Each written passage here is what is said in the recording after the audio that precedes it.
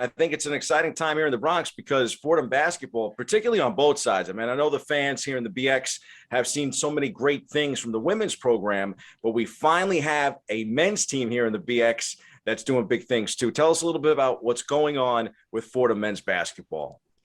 Well, I do think that Fordham's athletic director, Ed Cole, really summed up the men's team best, calling it a startup company. That's really what it's become, this rebuilding project of bringing the Fordham men's basketball team back to life. And Bobby, you and I know, we talk about it all the time, how much of a storied tradition it is at Rose Hill. The likes of David Maxwell, Charlie Yelverton way back in the 70s and 80s to the 90s with those Patriot League teams. And some of the 2000s teams were pretty good, but ever since the calendar has turned into that 2010s decade, it's been a little bit of a rough patch.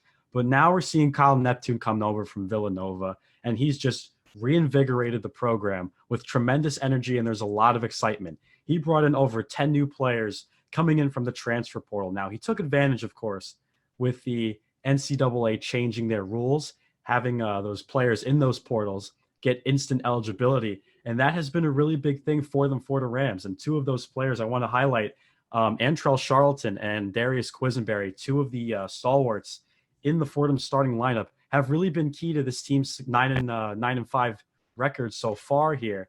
And they've just put on a show in the Atlantic 10. I mean, Fordham for quite a while has been thought of as the cakewalk team, and now they're a really competitive team. They're hungry on the defensive side, and everything's going right so far here in year number one of this rebuild.